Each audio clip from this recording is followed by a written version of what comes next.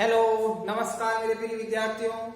आज हम समांतर श्रेणी के 5.2 के अंदर एक नया क्वेश्चन लेके आए हैं।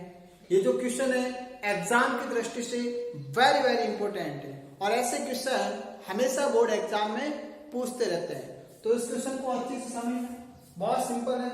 इस टाइप के क्वेश्चन 5.2 में बनेंगे और इस टाइप के क्वेश्चन 5.3 में भी बनते हैं। तो इस टाइप के क्वेश्चन बहुत इंपॉर्टेंट है। क्लियर?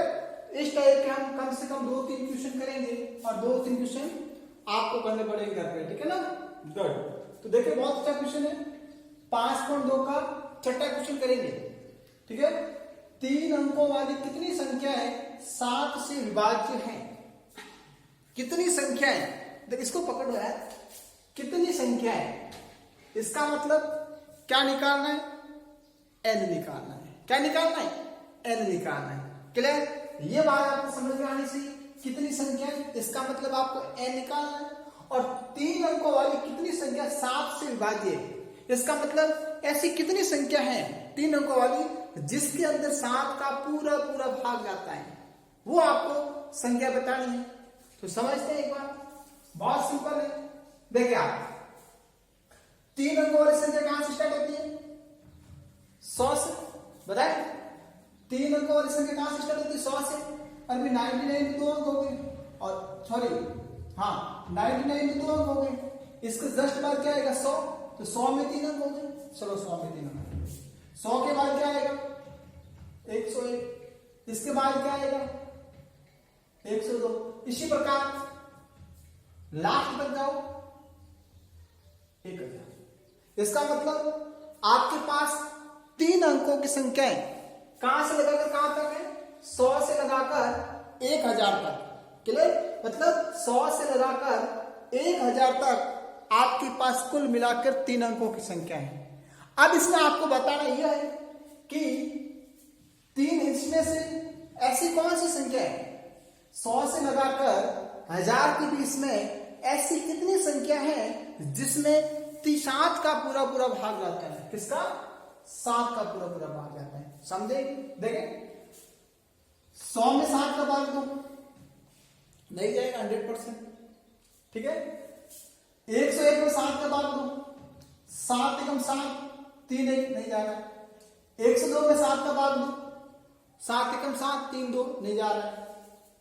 103 में 7 का भाग दो, 7 एकम 7, पीछे 3 3 33, 7 के बाद 33 आते ही नहीं। Very good. 146 में 7 का भाग दो, 146 में 7 का भाग दो, 7 एकम 7, 3 4 34, 34 में 7 भाग जाता ही नहीं।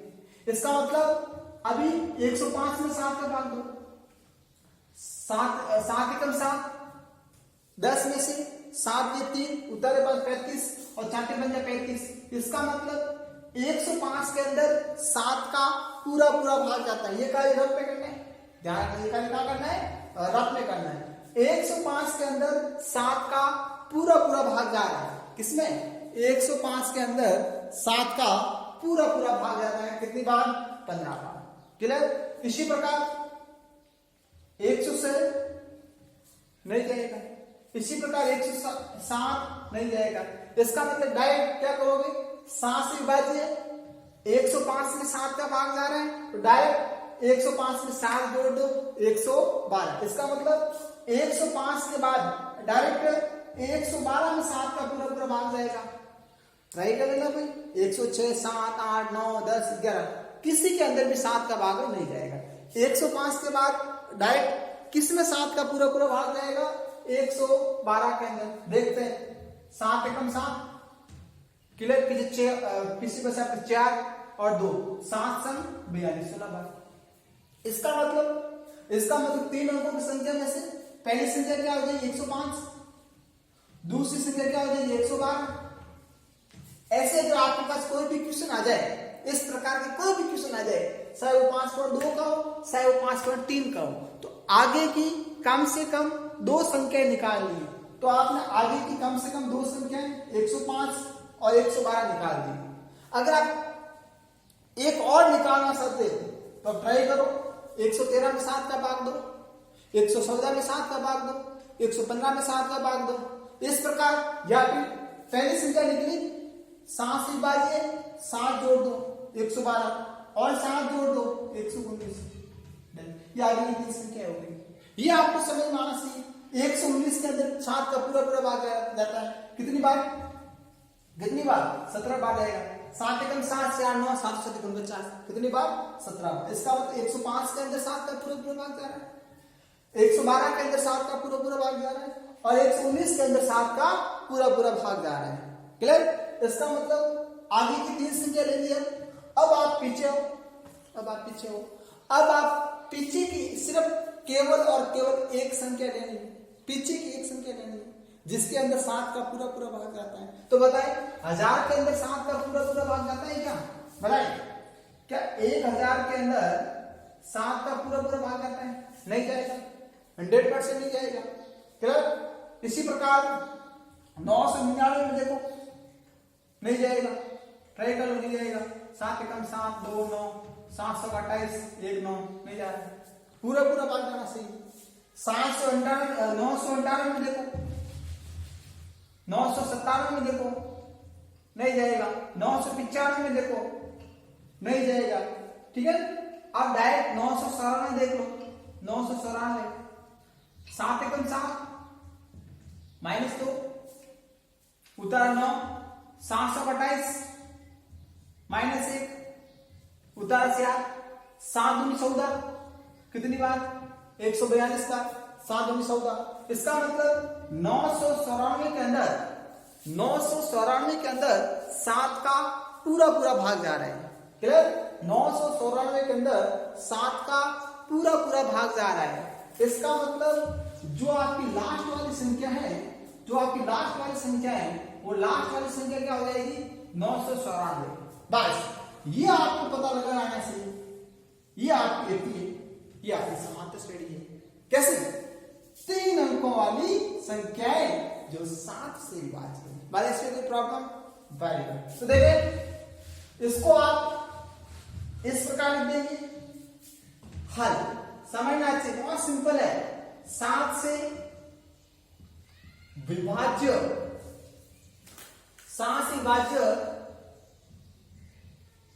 3 अंकों वाली संख्याएं, 3 अंकों वाली संख्याएं, 7 से विभाजित 3 अंकों वाली संख्याएं कौन कौन सी? 105, 105 के बाद 112, 119 डैश डैश 994। ये जो आपके पास संख्या है, ये संख्याएं 7 से क्या है विभाज्य है, जिसके अंदर 7 का पूरा पूरा भाग जाता है, जिसके अंदर 7 का पूरा पूरा भाग जाता है। क्लियर। आप समझ में अच्छे से। तो जो 7 से विभाजित संख्या 105 से लगाकर 994 तक है, ये आपकी क्या हो जाएगी?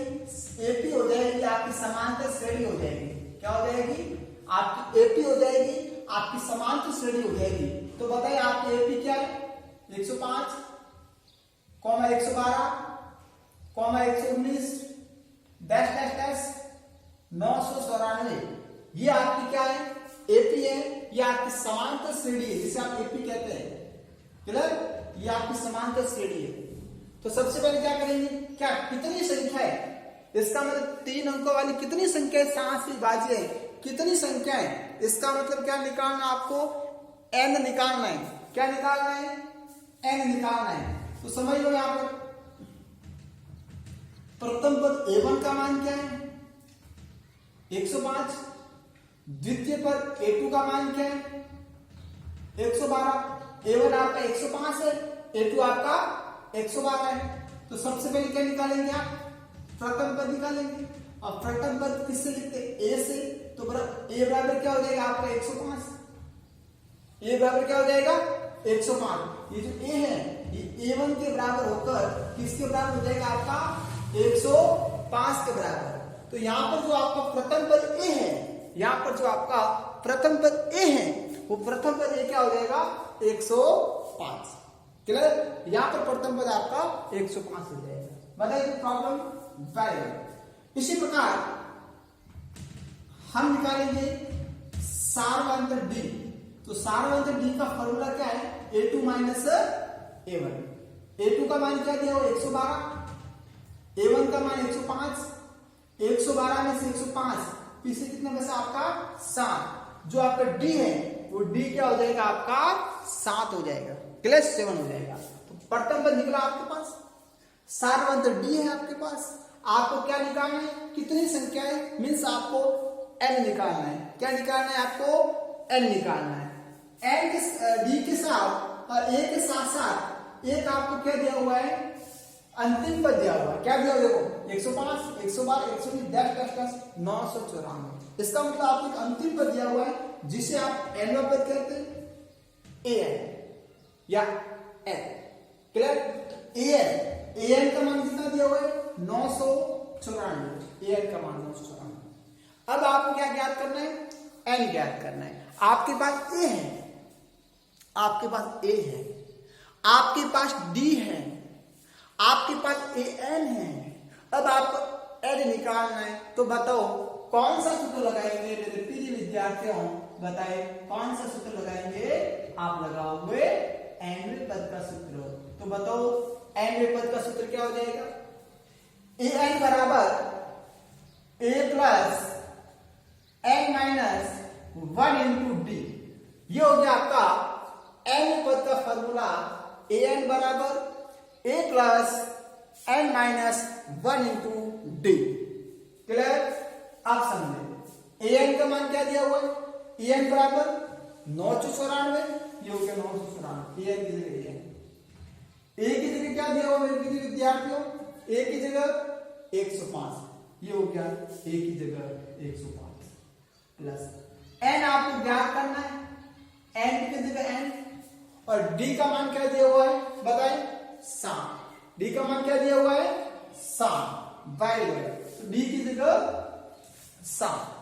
इसमें आपको n निकालना है, तो इसका मतलब किसका पक्षांतरण करें, 105 का। तो पक्षांतरण करने पर, क्या करने पर मेरे प्रिय विद्यार्थियों, पक्षांतरण करने पर कर दो पक्षांतरण, 994, 105 प्लस का है माइनस का 105, क्लियर, प्लस बराबर पीछे क्या बचा आपका n माइनस 1 इंटू 7। 994 में से 105 घटाओ, घटाओ कितने आएंगे बताएं। देखो 4 में से 5 चली जाएंगे, 80 लो, 14 में से 5 गया, पीछे कितना बचेगा आपका 9। यहाँ क्या बचा 8 में से 0 8, 9 में से गया 8, 889 बराबर n माइनस 1 इंटू 7, क्लियर।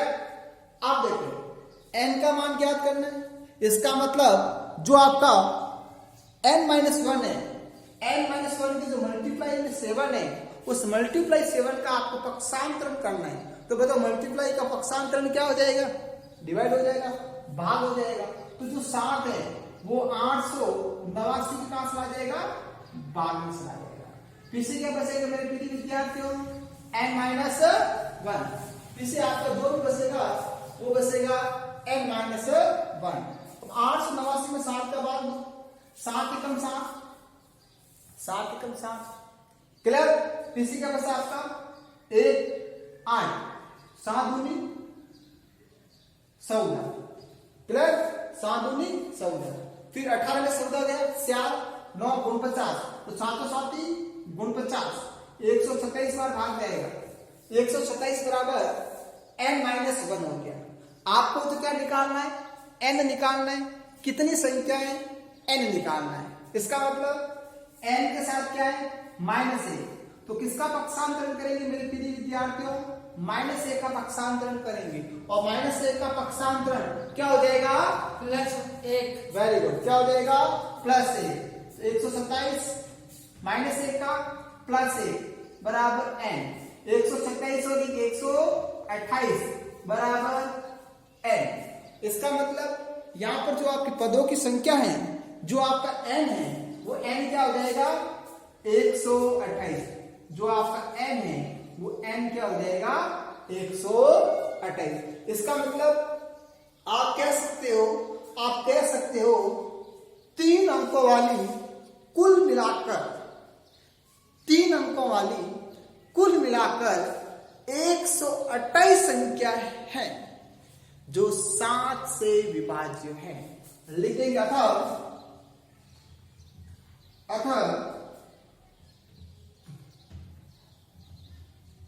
3 अंकों वाली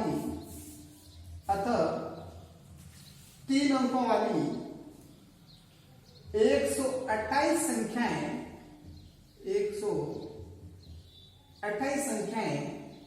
7 से विभाज्य हैं। 7 से विभाज्य हैं। ये हो गया मेरे प्रिय विद्यार्थियों आंसर। कितनी संख्याएं 7 से विभाज्य, ये पूछा आपको, कितनी संख्याएं 7 से विभाज्य है? तो 128 संख्या है जो 7 से विभाज्य है। कितने अंकों वाली मेरे प्रिय विद्यार्थियों? 3 अंकों वाली। बताए ऐसे क्वेश्चन में कोई प्रॉब्लम? बहुत सिंपल क्वेश्चन है। आप 100% कैसे भी क्वेश्चन कर सकते हैं आप। अब आपको पूछ ले कि 3 अंकों वाली विषम संख्या कितनी है? अरे भी विषम संख्या है तो 3 अंकों वाली विषम संख्या कहां से स्टार्ट होगी? 101 से स्टार्ट होगी। 3 अंकों वाली सम संख्या है 100 से स्टार्ट होगी। देख लेना आप अच्छे से।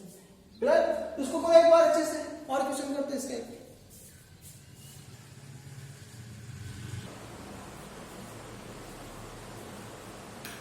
इसी प्रकार हम इसका करेंगे उदाहरण नंबर 11, एग्जाम्पल 11। बहुत सिंपल है।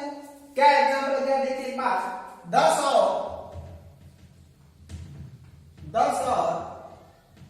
250 के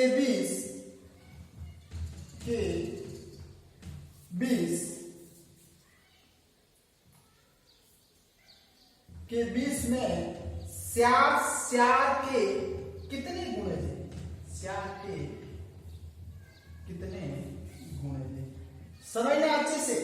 10 और 250 के बीच में स्यार के कितने गुणे थे? इसका मतलब 10 और 250 के बीच ऐसी कितनी संख्या है जिसके अंदर स्यार का पूरा भाग जाता है? क्वेश्चन आपको समझ में आ गया होगा। बहुत सिंपल है। कैसे देखेंगे? हल 10 और या डायरेक्ट एपी समांतर श्रेणी बोलते हैं जिसको। 10 और 250 के बीच बताओ 10 के अंदर स्यार का भाग आता है? नहीं। 11 के अंदर स्यार का भाग जाता है? नहीं। इसका मतलब 11 के बाद क्या आ जाएगा? 12। 12 के अंदर स्यार का पूरा भाग जाता है कितनी बार? 3 बार। 4 3 12। 12 के बाद क्या आएगा बताएं? 12 के बाद क्या आ जाएगा बताओ? 13 नहीं होगा। 14 नहीं। अरे 4 के बारे में 4 तो 16। 12 के बाद क्या आ जाएगा? 16। 16 के अंदर स्यार का पूरा भाग जाता है। इसका मतलब आगे से आपकी दो संख्या तो 12 होगी, एक होगी 16। 10 के बाद एक 12 और एक होगी आपकी 16। इन दोनों के अंदर स्यार का पूरा भाग जाता है। पीछे से आप क्या करोगे? एक संख्या ले लो। 250 के अंदर क्या स्यार का भाग जाता है? नहीं जाता है। ट्राई कर दो। 626 10 के अंदर स्यार का भाग जाता है। 249 के अंदर, 248 के अंदर स्यार का भाग ट्राई करो। 624 0 उधर 8 4 में 8 62। इसका मतलब 248 के अंदर स्यार का पूरा भाग जाता है। इसका मतलब जो आपकी अंतिम संख्या है वो क्या हो जाएगी? 248। क्लियर? अब बताएं यहां पर जो आपका प्रथम पद A1 है वो क्या हो जाएगा? 12 और जो आपका A2 है वो क्या हो जाएगा? 16। तो बताइए प्रथम पद A बराबर क्या हो जाएगा? A1 के बराबर जो भी क्या है आपका? 12। प्रथम पद A क्या है आपका? 12 है। इसी प्रकार आपका D सामांतर D क्या है? A2 minus A1। A2 का मान क्या है? 16 माइनस 12 और 16 में से 12 घटाओ तो D बराबर क्या हो जाएगा? आपका स्यार हो जाएगा। क्लियर? तथा अंतिम पद an क्या हो जाएगा? 248। n का पद या अंतिम पद क्या हो जाएगा आपका? 248। लगा दो सूत्रों। n ज्ञात करना है। an बराबर a plus n minus 1 into D.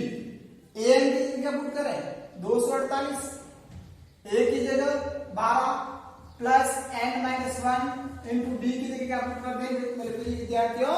स्यार। Clear? अब कर दे पक्षांतरण। क्या कर दो? पक्षांतरण कर दो।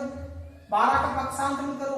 जैसे आप 12 का पक्षांतरण करोगे -12 n माइनस 1 इंटू 4 248 में से 12 घटाओ, कितना हो जाएगा 236 n-1 इंटू स्यार।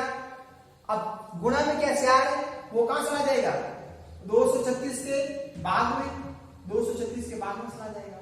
236 में स्यार का भाग दो, कितनी बार है देखो 520 और 936 59 बार, n-1 बराबर 59। अब किसका पक्षांतरण करेंगे -1 का पक्षांतरण करेंगे, क्योंकि n के साथ -1 है, -1 का पक्षांतरण करो तो क्या हो जाएगा 59 प्लस 1 बराबर n, 59 में 1 जोड़ दो 60 बराबर n, या n बराबर 60। इसका मतलब 10 और 250 के बीच कुल मिलाकर 60 संख्या है जो स्यार की क्या है गुणज है। क्लियर, जो स्यार की क्या है गुणज है। तो आप लिख सकते हो अतः